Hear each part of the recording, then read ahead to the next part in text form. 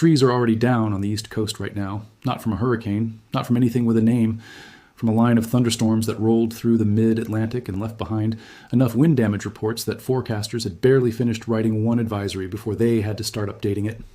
And the strange part is, that's not even the main event. That's the leftover edge of a much bigger, much more dangerous atmospheric setup that's been quietly building for days over the middle of the country. One that meteorologists, using their own professional vocabulary, are calling impressive. When the people paid to stay calm about the atmosphere for a living start reaching for a word like that, something worth paying attention to is happening. Here's what's actually going on, stripped of the jargon first, before we get into the specifics. The atmosphere across a wide stretch of the central and eastern United States has spent the past several days loading up with an unusual amount of raw energy. And that energy has already started cashing itself in night after night, in the form of severe thunderstorms, carrying hurricane-strength wind gusts, hail large enough to seriously hurt someone, and a real, specific risk of tornadoes, some from classic rotating supercells, some from something faster and harder to see coming. Picture what that actually looks like from the ground before the technical breakdown starts. A wall of storms, taller than any skyscraper most people have ever stood beside, rolling across open country in the pitch dark, carrying enough raw energy to hurl ice the size of golf balls out of the sky and drive wind strong enough to strip a roof off a house in seconds. Not because this particular storm system is some rare, unexplainable freak occurrence, but because the atmosphere above it has spent days quietly stockpiling exactly this kind of energy. That's the detail easiest to miss in ordinary forecast language. None of this is a surprise arriving out of nowhere. It's been visible in instrument readings and weather balloon soundings for days, building steadily, layer by layer, the way ingredients come together long before anything actually goes into the oven. Let's go back to where this actually started, because understanding the sequence matters here. Earlier this week, the Storm Prediction Center issued an enhanced risk of severe thunderstorms, the third tier out of 5 on their scale, for a corridor running through central and eastern South Dakota, stretching into far southwestern Minnesota and northwestern Iowa.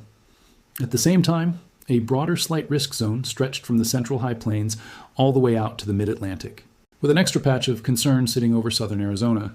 That's a severe weather threat, spanning almost the entire width of the continental United States, in a single outlook, which on its own is worth noticing. But the coverage wasn't even the most alarming detail.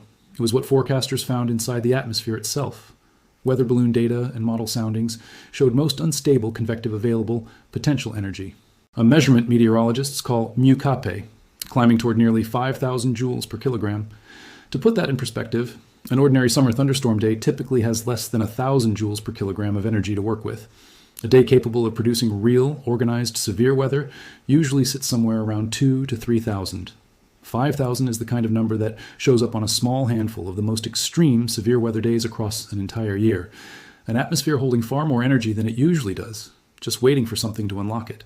Layered on top of that extreme instability were steep mid-level lapse rates, meaning temperatures drop unusually fast as you climb through the lower atmosphere. That matters because it lets rising air keep accelerating upward instead of losing steam, feeding stronger and stronger updrafts into any storm that manages to form.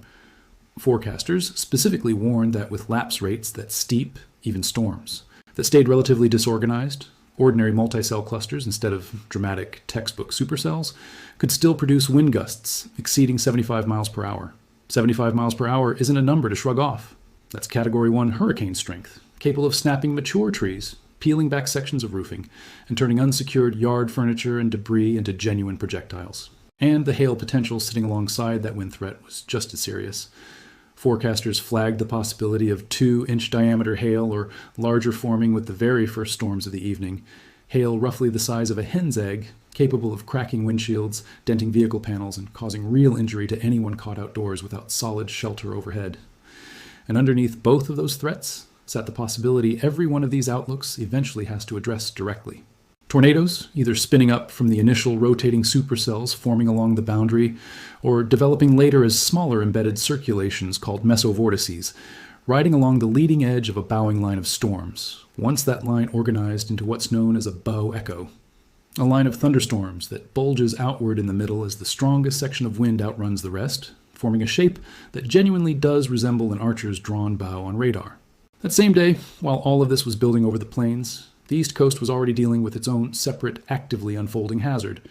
A cold pool-driven mesoscale convective system, a large cluster of storms, sustained by its own outflow of cool, sinking air pushing out ahead of it like an invisible wedge, was moving through the mid-Atlantic, producing damaging wind gusts and generating enough reports of tree and property damage. The forecasters expanded their severe wind probability zones specifically to keep pace with what was already happening on the ground. Two separate, genuinely dangerous severe weather threats, active on opposite ends of the country on the very same day. And this didn't wrap up cleanly overnight. The next evening, a slight risk extended across the Dakotas and northern Nebraska, and separately across a long corridor stretching from northern Illinois all the way to western North Carolina. A bowing line of storms tracking out of central Kentucky into northeastern Tennessee and western Virginia carried that same damaging wind threat with it as it pushed southeast through the evening hours. Forecasters expected that particular line to gradually lose strength as it moved deeper into the Appalachians, as daytime heating faded and the boundary layer cooled behind it. But even as that happened, a brand new area of concern was already developing overnight, this time over northern Illinois, Indiana, and the Ohio Valley. This is where the story gets genuinely tense again, because the overnight numbers coming out of weather balloon launches near the Quad Cities and central Illinois were, in the forecaster's own description, impressive. Mid-level lapse rates near 8 degrees Celsius per kilometer, 40 knots of effective wind shear, and once again, mu-Kp values approaching 5,000 joules per kilogram, with only weak resistance holding storms back from firing.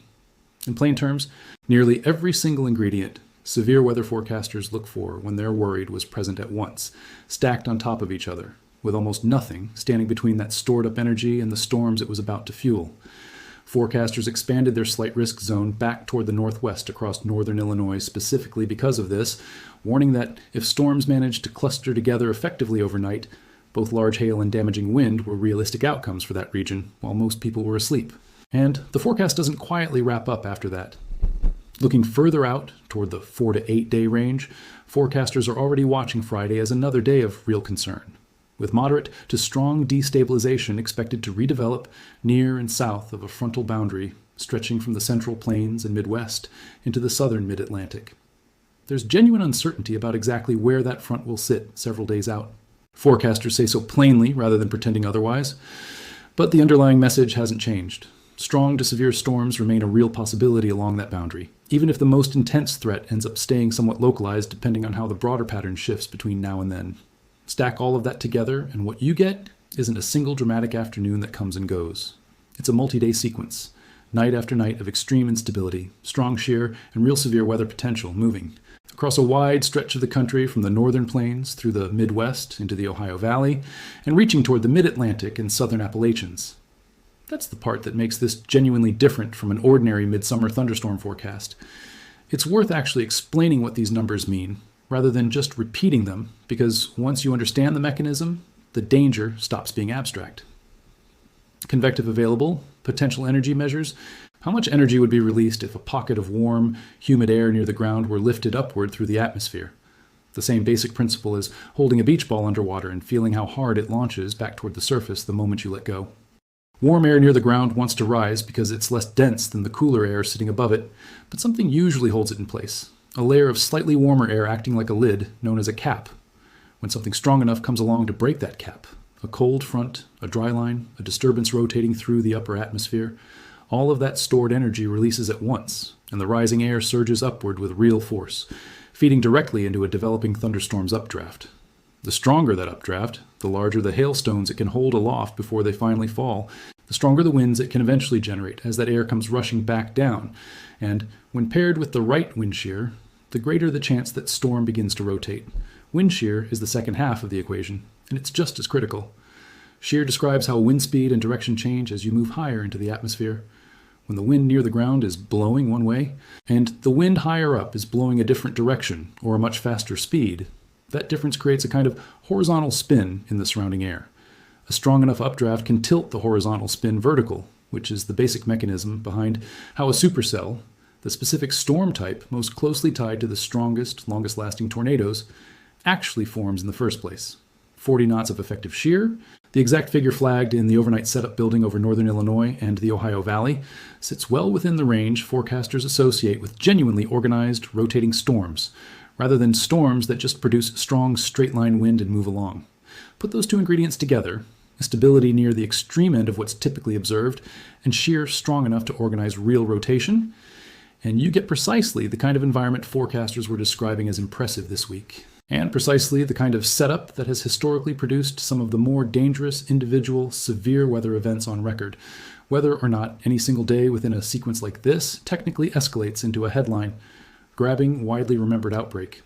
There's a reason this specific stretch stands out as genuinely uncommon, and it has as much to do with timing as it does with intensity.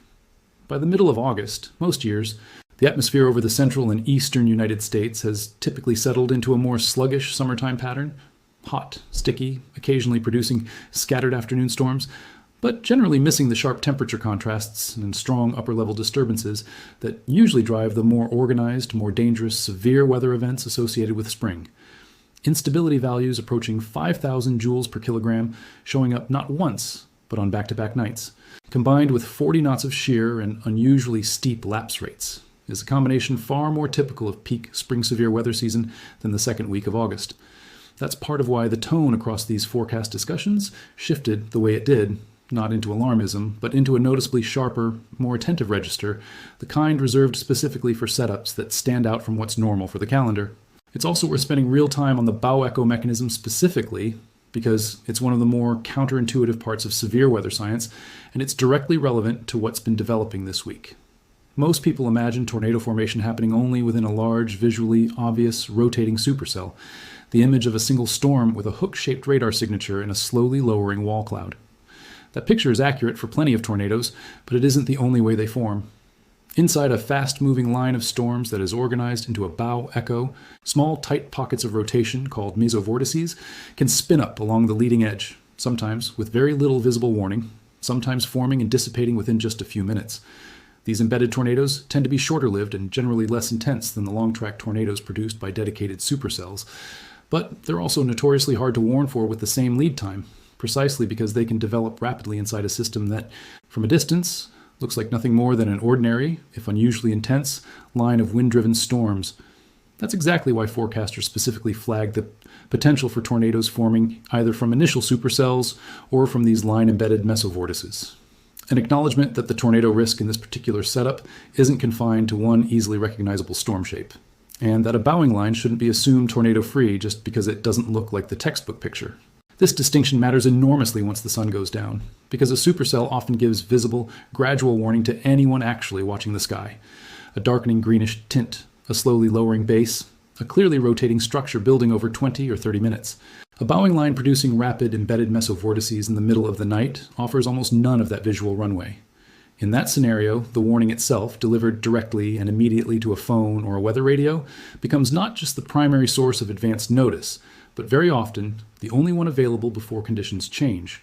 It helps to connect that number to something more tangible because a figure on a chart only lands so hard until you tie it to real outcomes. Days where Mukape has approached or exceeded 4,000 to 5,000 joules per kilogram tend to cluster around some of the more infamous individual severe weather events of recent years, long-track derecho events capable of leaving damage swaths hundreds of miles long, and high-end supercell outbreaks capable of producing significant long-lived tornadoes. That doesn't mean every high Cape setup automatically delivers an event of that scale. Plenty of extreme instability days underperform expectations. Sometimes the cap never actually breaks. Sometimes storms fire too close together and end up competing for the same pool of warm, moist inflow, weakening each other rather than intensifying. Something forecasters occasionally describe as storms effectively eating each other's fuel supply. But it does mean that when instability this extreme shows up alongside strong shear and a clear triggering mechanism, forecasters treat it with a level of seriousness reserved for a relatively narrow slice of severe weather days across an entire year, which is exactly the posture reflected in the language running through this week's outlooks. It's worth pausing, too, on how differently a setup like this can actually play out from one community to the next, even within the exact same broad risk zone on the exact same map. Two towns sitting 30 miles apart can have completely different nights. One directly in the path of an intensifying bow echo segment dealing with widespread downed trees, damaged roofs, and knocked out power, while the other, just outside that same segment, experiences little more than a loud burst of heavy rain and a rumble of distant thunder. That unevenness isn't a flaw in the forecasting process. It's an honest reflection of how localized and how fast severe thunderstorms genuinely are, even inside a broader environment that's been well understood and clearly flagged for days in advance. A slight or enhanced risk label describes the probability across an entire region. It can't tell you, days ahead of time, which specific few square miles inside that region will end up absorbing the worst of it. There's also a practical reason people underestimate a threat like this one, specifically because it's arriving in August rather than April or May. Storm shelters get checked less often by this point in the season. Family emergency plans, if they were ever discussed at all, were usually built around spring tornado drills months earlier and have quietly slipped out of mind. Local news coverage tends to shift its attention toward hurricanes and tropical systems once summer sets in, which means a setup like this one, built entirely around continental severe thunderstorms rather than anything tropical, can end up receiving less sustained coverage than its actual risk level would justify. None of that changes what the atmosphere is actually doing. It just changes how prepared the average household happens to be for it, purely as a matter of when on the calendar it shows up. So, what does all of this actually mean for someone living inside the affected corridor from the Dakotas and Nebraska through the Midwest, into the Ohio Valley, and toward the Mid-Atlantic and Southern Appalachians? It means treating each individual night's forecast with genuine attention, rather than assuming that because peak tornado season technically ended months ago, the danger has meaningfully passed. It means understanding that both an enhanced risk day, and even a well-placed slight risk sitting on top of this level of extreme instability, carry a real chance of winds strong enough to bring down trees and power lines, hail large enough to cause serious property damage and physical injury, and tornadoes capable of forming quickly, sometimes with limited lead time, particularly when they develop as embedded circulations within a fast-moving line, rather than as a single, obviously visible supercell. Practically, that means having a real way to receive warnings that doesn't depend on you happening to glance at a screen at exactly the right moment. A weather radio or phone alerts specifically enabled for severe thunderstorm and tornado warnings, rather than counting on outdoor sirens that, in a lot of areas, aren't designed to be reliably heard indoors with windows closed and air conditioning running. It means having an actual plan for where you'd go inside your specific home if a warning is issued, a basement or an interior room on the lowest floor, away from windows, settled ahead of time, instead of figuring it out mid-warning with wind already picking up outside. It means taking hail seriously as something to get away from and under solid cover, not just a threat to your car's paint job, given that hail in the 2-inch plus range. This setup has specifically flagged as large enough to genuinely injure someone caught outdoors. And for anyone directly in the path of one of these bowing line segments, it means understanding that just straight line wind, not a tornado, doesn't mean not dangerous. A confirmed corridor of 75-mile-per-hour wind can leave damage, tree by tree and roof by roof, that's nearly indistinguishable from a low-end tornado, just spread across a longer, wider path. It's worth remembering, too, that setups like this one aren't purely academic exercises in atmospheric measurement. They translate into real disruption, whether or not any single night produces a widely reported disaster. Widespread severe wind events, even without a single confirmed tornado attached to them, have historically caused enormous power outages, cutting electricity to hundreds of thousands of homes at a time, shutting down water treatment facilities that depend on that power, closing roads under fallen trees for days rather than hours, and in some cases proving fatal simply through falling limbs or vehicle accidents on debris-covered roads during and after the fact. The absence of a tornado in the final damage report doesn't mean the absence of real consequence.